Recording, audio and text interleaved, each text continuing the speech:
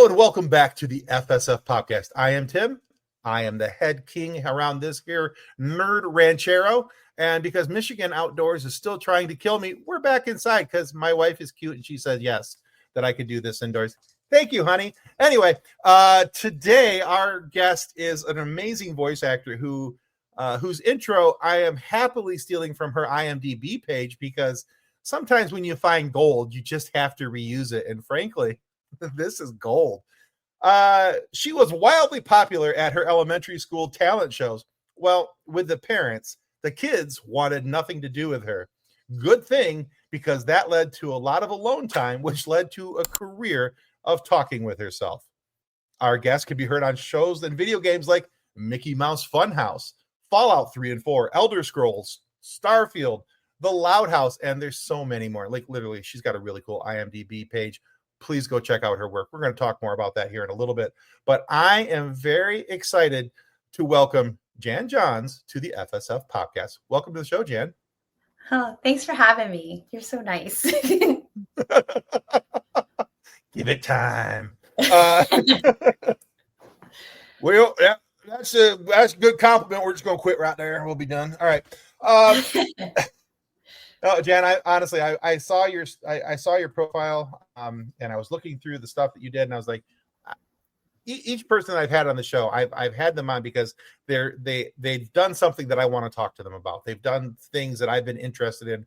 You've voiced characters in games that I have played, and I'm like, oh, so that was her. Totally got to talk to her now. So, but the very, very first question I love to ask guests, and this goes back to a lot of different things, but I love to know what makes people tick and why they do what they do. And because I'm a nerd, I love a good origin story. So, Jan, what is your origin story? What got you to the point where you said, I'm tired of talking by myself. I want to get paid for it? Oh, man. What led to it? It was just kind of like, I'm sure every actor you talk to, just like a weird road. I just always loved cartoons and musicals, and as a little kid I would always try to mimic things that I heard. I even got detention for barking like a dog in 5th grade. And now I get awesome. paid to be a dog. Well, I mean, that's fantastic. But I think I studied musical theater. Okay. And you do a lot of different characters with that, so that kind of like, you can change your voice a lot. And I was at a workshop where this woman said, you can do this for a living. And I'm like, yeah, can. And she did like jazz. She did a lot of jingles. So she did like a lot of scat, like, that kind of stuff. I'm doing a really bad job at it. So that was kind of always in the back of my head. And I graduated from college. I went on tour with this group. And then I got a job at a recording studio, and I just started, and then I worked at a radio station while I was interning in college, and I kind of made a little demo that summer with the engineer there, who was very kind to me. And I don't know, it just kind of happened. But it wasn't until 2013 that I went to LA that I was like, I'm doing this, So like I kind of exhausted the DC area. There's not a lot of cartoons, spoiler, in the DC metro area. But I've been very, very lucky because of course, Bethesda Games has been incredibly kind to me. A voice actor by the name of Wes Johnson. Do you know him? I do. Yeah. Yeah. He's been very kind to me. I wouldn't have even had my first audition for video games without him. And that's for sure. He coached me through that. Cool.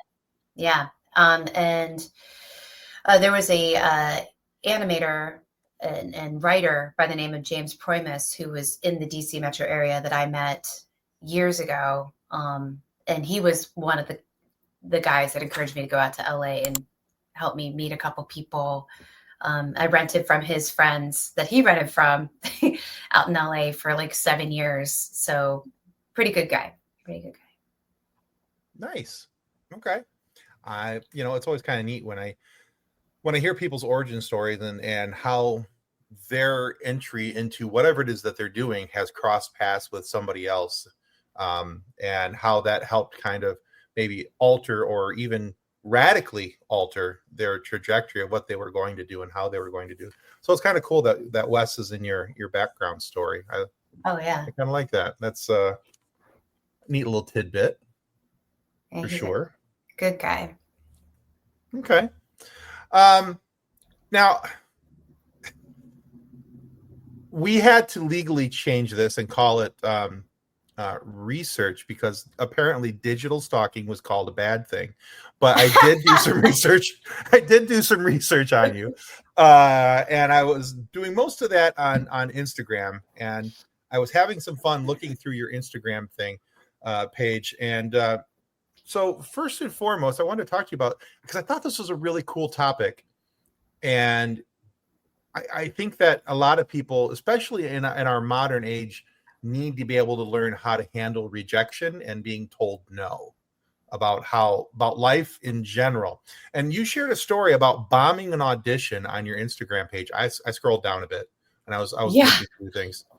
It was down there a ways, and there was a glowing picture of a gentleman's face there. But how you talked about not only that you didn't do well on the audition, but how you handled it and how you were able to help move forward with this help of this very kind and willing to help soul. So why do you feel it's important to learn how to handle rejection, especially in the business that you have? And what do you do now when the audition doesn't go as well as or as nicely as you would you like? And does Starbucks still get all your money? Well, it was a gift card, so. Oh well, okay then. Yeah. This is a really good question. So that photo is James Primus, who had passed a year ago, earlier this month. Oh no, I'm sorry to hear that. Oh yeah, me too, because he is such a good guy. But I had a professor say to me years ago, and this is like, in the before times where we went in for auditions, and I did on camera, commercials. I didn't do a lot of it, but I did a lot of auditioning for it. He said, always plan something to look forward to after an audition or a callback, so, you have something like, is it a phone call with a friend? You're going for a walk. You're getting a coffee. You're going out to dinner. You're making this new recipe. Just something small to look forward to, because like that moment is just a snapshot in time that does not define you. You might think about it at 3 a.m. 7 years later, but still, it doesn't define you. But I think it just it's kind of the tool du jour. I just have like a little bit of a toolbox of like some different things I could do other than shred myself apart, which is one of the tools, unfortunately. So when I find myself doing that, I try to go for grace for myself. Like, what would I tell a friend? I try to remind myself that this is not personal. So anybody that's looking to get into the business, I highly encourage them to look into the casting side, because that teaches you a lot, because it shows you there's so many things way out of control. Like, I've done some casting, and you have your favorites that you think, oh, they're definitely going to love them. And then they don't. And then they're like, oh, we want this other person, or my nephew does it. Let me bring him in, and I'm like, wait, what? Sure. So it's kind of a combo. Also, I do have a personal favorite called the pity party. Do you know about this? No, but I'm willing to listen. So I don't do this often, but when they're big and when they hurt like a lot, I will set an alarm for 15 to 30 minutes, and let it out. I'll cry. I'll hit something, like not anyone, like a pillow, I'll scream into a pillow. I'll laugh, I'll rage dance, whatever it is. But I give myself permission to have that. And then once that alarm goes off, I'm done. It's done. Nice. Okay. I actually like that. Yeah. No, I can get behind that. I like that. Because look, we're all dealing with different stresses, pressures, and anxieties from just everyday life, right? Whether it's Right. going out an audition or I'm in sales and I bomb a sale, and I think, and trust me, I lay in bed some nights thinking about, well, if I had just worded it this way, maybe they would have bought that truck. Right. Because it's a So performance. It really well, is. yeah, in some ways, you're absolutely correct. Mhm. And so I think I really enjoy that from the aspect of you have to have something to release all that anxiety buildup and all that pressure and stress and everything else. So being able to have that I see that as a very healthy release. I think that's a great idea. Oh, I have one more. Yeah, go for There's it. Because I'm auditioning pretty much every day, and I never hear anything. I never hear it was great, it was terrible, you got close, or we never even thought about you. You hear nothing. So the way I try to frame it is, I am every day sharpening my skills, and if it didn't work out for this one, I've built uh the beginnings of a character that I can build upon for something else, like, so whatever it is. So nothing's ever lost. Sure. I like Yeah. that. So building blocks help you, maybe this one didn't go, maybe next one will be better because I learned this from that. Okay. Right. Yeah. All right. Excellent. All right. So continuing on our digital stalking. Um, so I've noticed, and I picked up on this not just by looking on your Instagram page, but watching some of the reels and things that you did, but also in just our conversation pre-show, is that you clearly don't take yourself 100% seriously, and I do love that you're willing to let your hair down, so to speak. So my question for you is, where does this mindset come from? Is this something that was ingrained and you come by it honestly and naturally, or is this something that you had to teach yourself over the years? um I think I don't know, it's a little bit of both. I think we've all been through a lot of stuff over these past several years in particular. But I've had I've had some I've had some sad moments, and I just want to live in joy, and I want to enjoy life as much as I can, right? And I want to Right. spread and be a joy maker for other people. So it's more that if I can help someone else have a good day, that makes my day worthwhile, if that makes sense. Perfect. No, it does. That's I I like it when I talk to people and they talk about, because really you're looking at it from this almost of a position of service where you're helping and assisting others to make sure that they have a good day.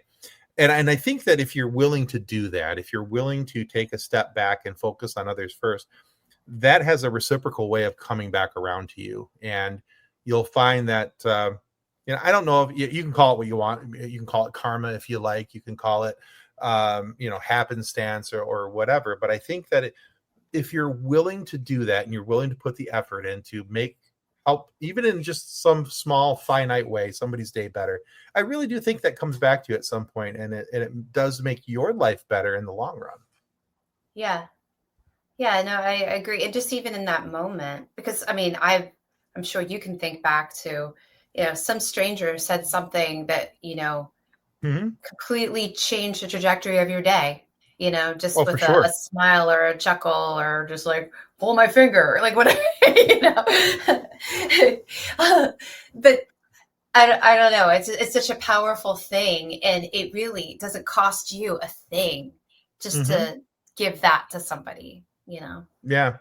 I, it's funny that you mentioned that. You talk about a stranger doing something nice for you.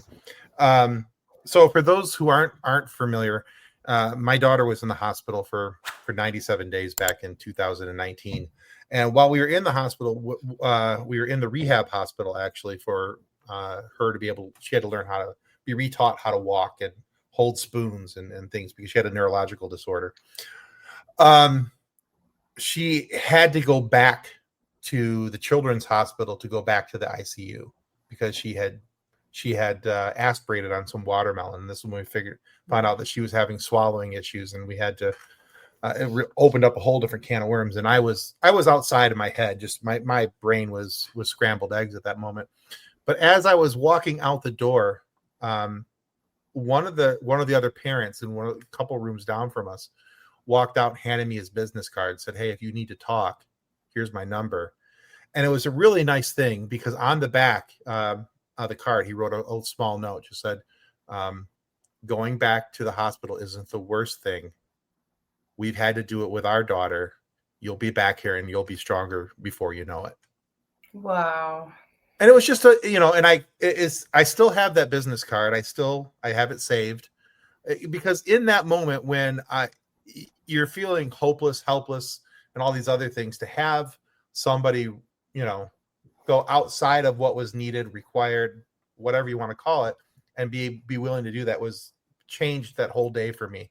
Because now I was looking at that visit as not, oh my God, we're going back to the hospital, but hey, this is just a temporary setback. We're going to be back here real soon, and she's going to be moving forward again. So it was kind of an interesting thing. So that's how I can relate best to that, I think. That's huge. Yeah. So what a good guy. It's so nice. Yeah, his name is Travis, and I still talk with him every once in a while. I just called him a couple weeks back because one of his daughters was having some health issues. So I was checking in on him, making sure him and his wife were okay, because like us, they've had an interesting 6 years. So from the time in the hospital to here. So, but yeah. So, hey, this is supposed to be a fun, nerdy conversation. So let's turn it back up. But I like the fact that that's a little bit of something that's been ingrained in you, plus something that you've kind of refined over the time. So that's cool. All right. Let's talk a little bit about your process for work and how you do voices and some of these things, because now some of the voice actors that I've talked to over the years, they like to see what the character looks like. So they're hoping for maybe some sheets, some drawings of what the character looks like in different poses and different attitudes or feelings that the character could or should be going through. Or some they feel like in order to add a voice, all they need to do is know a little bit about the person. So they're just looking for a character sheet telling them some personality traits and things like that about who and what they're voicing. But when it comes to Jan Johns, not Jan Jans, by the way, Jan John. Yeah. I had to slide that in there at least once. But when it comes to you and your work, what do you find works best for you? Do you have a preference one way or the other, or do you find that it's 6 of one, half in a little column A, a little column B? Yeah, I think a little column A, a little column B, because also we don't really have control, at least from my perspective, of what information we do get. Like for video games, we don't even know, right? And sure. Unless we're reprising a role, but generally it's here are the lines, day of, go, and that I really love to collaborate with the voice director and the writers. What are we going for, and like kind of discover that together. So that could be really fun. With auditions, I research a lot. Especially like as much information as I can get about who's writing, who's producing, who's directing, past work they've done. Is this a super cartoony show? Is it, which I love, but I also love if it's more cinematic. Like I love that chance to be like genuine and grounded and gritty as well. So I kind of like to see what I can find, if that makes sense. Mm-hmm. And then I read it ad nauseum, just all the parts, especially if they give you the different parts. I read the specs and I kind of just play with it. And sometimes what I do is think about people that I know in my life. Like Okay. I have, because I don't really, unless I'm singing, I don't do good impressions of people at all. My impressions are like bad. And then I kind of make them into original characters, but that's my impression, like Okay. of Dr. Phil, or here's my Bobcat Goldthwait. Do you know who he is? Oh, for sure. Yes. Okay. Hey, so I got this idea. You and I, we can go out and we can get some beers, or you know, I mean, you don't have to drink. We can get milkshakes. You know, so that, which turned into Oh, I love it. there was a movie called SEAL Team. Have you seen it? The animated feature.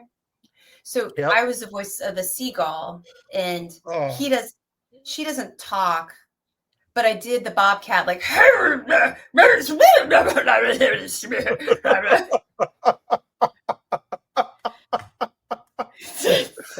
I will never not love that. I will probably save that as a clip. You're probably going to see that on Instagram later. I'm not going to lie to you. All right. Sorry. Oh, that's fantastic. So I don't know if that really, I mean, my process is kind of all over the place. Like I don't like to get locked into one way of doing things, because every day is different. Every character is different. Every project is different. So I'm not going to walk around all day trying to feel how a character feels. You know, while that is a noble thing, that's too deep for me. If that makes sense. No, it does very much so. I think I can get behind that. It's just we're talking about characters and voices and all of those things. I think one of the most interesting voices that I've heard you do, and now granted, I've not heard all of the voices that you do, is the voice of Harley Quinn for the DC Dark Legion game. Oh. Now Harley has, to me, is a unique mixture of like the 1930s gangster mob boss era girlfriend, you know, and modern New York City. So like, you know, I always think whenever I hear her voice, and I think it might even be the same actress. I'll have to double check this, but there's a movie called Oscar. I don't know if you ever saw that, was Sylvester Stallone. It's like the one comedy that Sylvester Stallone did that I actually really enjoy, and I'll watch it all the time. And it's extremely highly quotable. It's a great movie. I strongly suggest Oscar to anybody who's watching. And if you think that Sylvester Stallone couldn't do comedy, this proves that he can. He just needed a well-written show, not like some of the other ones he tried. Anyway, but with all that being said, there's one of the characters, and she's like, I finished your nails, huh? What? You know, and it's the horrible impression. I think it might actually be the same actress. I'll have to double check it. But anyway, so two things. How do you prepare for a vocal range like Harley's? And secondly, what do you think about when you're voicing possibly the craziest character in DC next to the Joker, who actually she might be crazier than the Joker because she loves the Joker and they're both crazy. She loves something that's crazy. Well, when you're crazy, you don't think you're crazy. Okay, that's very true. Very true. Like she's a survivor, right? And she's doing everything she can. Oh, my dog is activated. Hi, puppy. I think she hears something downstairs. I actually talked to, so I have a cousin who is a psychiatrist. Nice. So I did, in the process of researching for the audition for her, I asked him, you know, if he was to diagnose her with a mood disorder or a personality disorder, what it would be. So we kind of went over that, and we played with that. But, you know, we kind of landed a little bit like closer to like the borderline personality disorder situation, if that makes sense. So highs, crazy lows, very risky behavior, that kind of stuff. So in the audition, I did the lines because they only gave us with so many lines. And the director, do you know Kal-El Bogdanov? I do not. Voice No. director.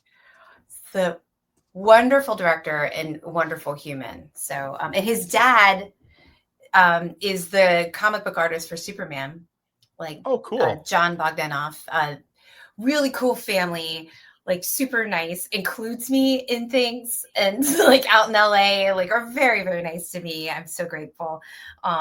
Anyway, so he's so good at getting you in there. And there, so you've played the DC Dark Legion game. Mm-hmm. So they had us do different versions of different ages and different timelines of our characters.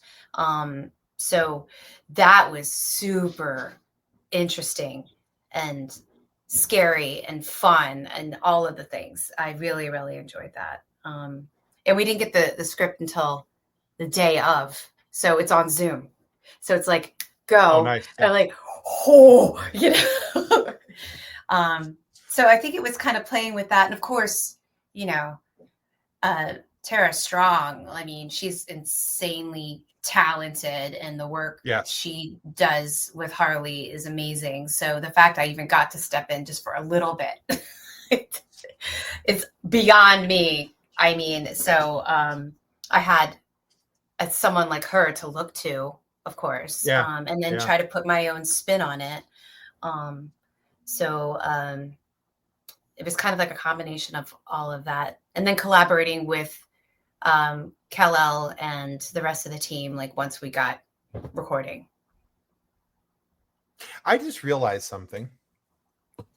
So you said his dad draws for Superman and his name is Kal-El. That's phenomenal. Yeah. That is phenomenal. Okay. Wow. That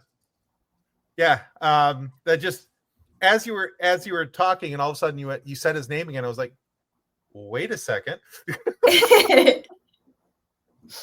I need more caffeine because I didn't catch that on the first go through. Okay. No, that's very cool.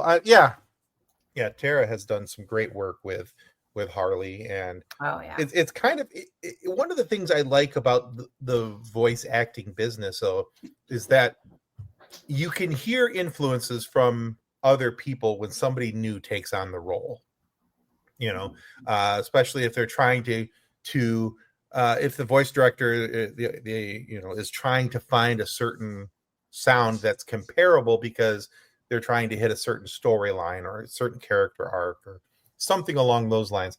And to me, that's just kind of interesting because, you know, I can't sound like anybody. When I do impressions, it's a horrible caricature of what they do, you know, who they are and what they sound like. So for me, it's always, that's always kind of a cool thing for me. So that's one of the things I think I really respect most about, you know, when it comes to voice acting, is that when I hear that, okay, so Tara did it this way, but Jan did it this way. And then I think it was Arlene Sorkin who did the original, and so then she did it that way. And, you know, it's just, to me, it's very cool how people take this little bit here, and then make it their own. You know, and maybe No, it's kind of like you're a sound painter because you take from other people's palettes, right? And you kind of like mix them and you kind of paint with your own little colors and designs of how you see it, right? And how it's applicable to the project. Because, you know, the worlds are very different between, you know, the animated series, because there were multiple ones, and then the video game world, to the live action Harley. They're all so different. Yeah. Oh, for sure. Okay. That's very cool. And I like that analogy of being a media painter. I like that. That's a cool analogy. It's the first time I've ever heard that analogy, so I like it. All right. Very good. Very good. All right, Jan. So this is suggestion time. Now, I told you earlier, I ask certain questions because I like to know what makes people tick, why they do what they do. And so this is one of those questions that I've added recently because I think it helps give a little bit insight into who you are as a person and what you're consuming and doing. So in the world of Yan Yans, what are you reading or listening to that you think everybody else should know about? What am I reading or listening? So you're gonna hate this. So I don't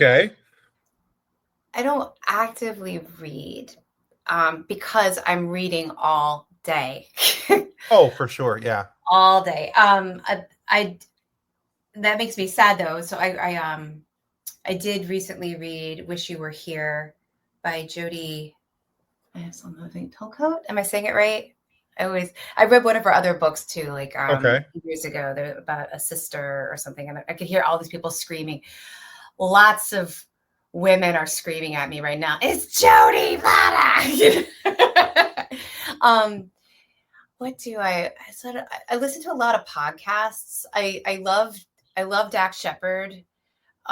There's a story there though, because so I was helping a friend of mine out at this event, and they are assistant to somebody super fancy, and I got to go, which was such a thrill. And I was helping them bring in some wine for the event.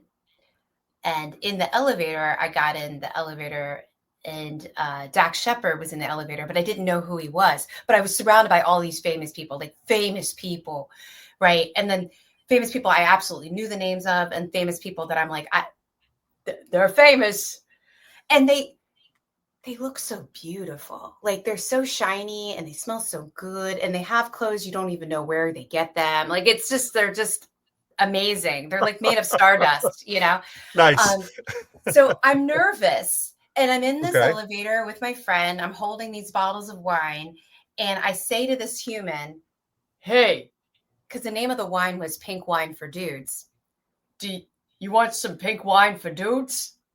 And he goes, "Well, no, I've been sober for 15 years. And then, I'm like, oh, I felt so terrible. And he was so nice and gracious about it. But as penance, I started listening to his podcast. That's fair. Yeah. But what's the name of his podcast? It totally escapes me right now. I know which one you're talking about, but I can't think of the name of it either. But keep talking. I have Google. Oh, yeah. What is it? Because right now I have TV Funhouse theme song stuck in my head from SNL from a million years ago. TV Funhouse, but that's not it. It is Armchair Expert. Armchair Expert. Yes. I love Armchair Expert because I feel like he has some really cool, well, him and Monica have really good interviews, and a lot of actors, which sometimes I'm like, oh, I'm going to hate hearing about how successful they are. But then at the same time, I really hear about how endearing they are and what they've been through and what they're doing with their lives. And, so, and a Michigan guy, you're from Michigan, yes, right? Yes. Yes, absolutely. Yeah. So I probably watch a lot more cartoons and TV, Fair. and listen to podcasts than read. Sorry. That's fair. Honestly, I'm not a big reader either. I used to be when I was a kid, and then I found out there was this thing called TV, and I was like, wait a minute, you're telling me that they'll read the stories to me and I get to see pictures about them? But in the last couple of years, I've gotten back into, I listen to Audible. I do audiobooks. Oh, yeah. And I really enjoy those because to me it helps me especially if they're like the full on like audio drama style with there's sound effects and music and all these different things, because then and I think part of it is that I'm a very visual person, so I pick up on things better when I can see them and observe them. And so when I'm listening, I can kind of paint the picture in my head. And I just realized that I went like this towards my head and I called myself crazy. So, and everybody who knows me is going like, yeah, duh, Tim, we already knew this. All right. Well, I think those are fair answers. And I think anytime you're deciding to watch cartoons is a good time. So, No arguments, no notes there. All right, Jan, we have Yes. reached the point in this here podcastular interview that we need to ask you a silly question. Okay. And that silly question is because my co-host Kathleen, her and her daughter were out and about, and somebody asked this of her daughter, but not of her. And we were like, and she was like, "Well, that's rude." And I was like, "You're right, it's rude. Nobody should ever age out of that." And the question is, Jan Johns, what's your favorite dinosaur? Oh, I love a brontosaurus. I do, because they look because they're gentle, but they're so big, Right? Yeah. you know. But in my mind, it is it is a cartoon dinosaur. But I mean, then I want to go down the whole rabbit hole with Land Before Time, and like, and if I'm to go with that, then I would go with Sarah, the Triceratops. Oh, well, yeah, Littlefoot, of course. Littlefoot Sarah. was a Sarah. yeah. Yes. Well, I love Sarah. Like, she had some spunk to her, and the Triceratops, like, that was fun. Yeah. Do you have a favorite dinosaur? Triceratops. That's why I'm so excited. Yeah. So I grew up loving rhinos, and I was like, oh man, those things are, really cool, and they're big, and they got that horn, and nobody's going to want to mess with that rhino because it's got a horn. And then I found out about Triceratops, and I was like, holy crap, they have 3 horns. Nobody's definitely going to mess with those things. So, yeah. Is it true that a rhino's horn is hair? Is that right? I thought it was ivory. Is it ivory? Okay. I thought it was, because I think that's why. Wasn't that why that the rhinos were getting killed? Going extinct. Because they were cutting off their horns for their tusks for the ivory. I thought that's what it was, or whatever it's made out of. But I know that the elephant's tusks are made out of ivory. I just assumed that rhinos were the same, but maybe I'm wrong. I don't know. But I mean, I'll do some research on that. Like, gross behavior, like, what are we doing to these animals? Like, it's so sad. So messed up. People are evil. Yeah. I like a person. People are stupid, though. Yeah, I get that. I understand that. Mm-hmm. All right, Jan, thank you so much for being on the FSF Popcast today. Where can our listeners and viewers go to find out more about you, your work, or anything you've got coming up? Okay, so I'm terrible at self-promotion. I'm trying to be better. I'm trying to post more. So you can find me on Instagram at JanJohnsVO. I have a Twitter handle, but I don't know. That world's a little murky. I'm not happy. Fair enough. I have an IMDb page, so Jan Johns IMDb, so you can see stuff that I'm working on. And I'm on Facebook, but not that often. So I guess like Instagram probably be the best way to find me. So Jan Johns VO. And I have a couple things coming out, but I don't know if I can talk about them. So well, let's not talk about them. Let's keep you in the clear then. Well, thank you. But Clubhouse just came out. I don't know if you've seen that. Like a week ago, it premiered. And Farfus, the dragon. Did you see him in Funhouse at all? I remember him slightly. Yes, it's been a little bit since I've actually watched the show, just because my kids are older now. But of course. But so he only originated in Funhouse, but then they've brought him over to Clubhouse, which is the long-standing show that they've brought back. Yeah. So it's like hot dog, hot diggity dog. Oh, why? I've been saying that all night long now. That is the earworm of earworms. When I was at the premiere for Clubhouse, like I guess a little over a week ago, with everybody. What a special crew. I mean, everybody, like Funhouse crew is incredible too. Like I said earlier when we were talking, like when you get a chance just to dip your toe in this pool of amazing talent of people that like, it's a very, very special group of humans. So much talent. Right. It's unbelievable. But the kids that were there, and like a lot of people brought their kids to watch the first episode, and watching the voice of Minnie look over a bassinet with like a 4-month-old laying in it, like maybe a 5-month-old, just looking at, and it was just this moment of like, it was definitely a kick in the ovaries for sure. But it was just such a pure moment of just beautiful joy and just seeing that connection and the smile on their face. It's just like, I was like, wow, we get to do this. Like, this is the gig, man. It's That's such a pretty gift. special. Yeah. That's pretty special. That's awesome. That's Yeah. awesome. Well, cool. All right, so we'll include those. I'll include your Instagram link and a link to your IMDb page down in the show notes when this episode comes out. That way, everybody can easily find you, track you down, and digitally stalk. I mean, do some follow you as well. Yeah.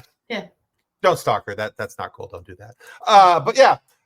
So thanks. Yeah, like I said, I'll put those notes down below. Now, hey guys, if you haven't already, this seems like a prime time to remind you that following the FSF podcast on YouTube is a totally free action, much like crying in D&D is a free action. So be sure to click like and subscribe if you haven't already, because this helps us get more amazing guests like Jan Johns here and have these conversations for you to be able to listen to and funny moments for you guys to be able to enjoy. And really, it helps out more than we can ever let you know. So give us a follow, please. It's a free action, and check out Jan's work as well. That's also a free action. It doesn't cost you anything other than a couple seconds of your time. And it's really easy because we're going to put a button down there. You just click it and you go right over it. Anyway, long story short, thank you everybody for listening. Jan, thank you for being on the show. And guys, may the force be with you as you continue to live long and prosper. Goodbye.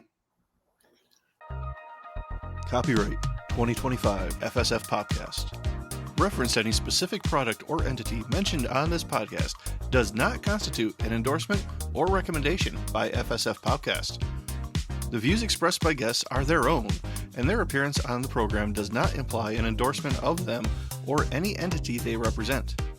If you have any questions about this disclaimer, please contact us via email at info@fsfpodcast.com.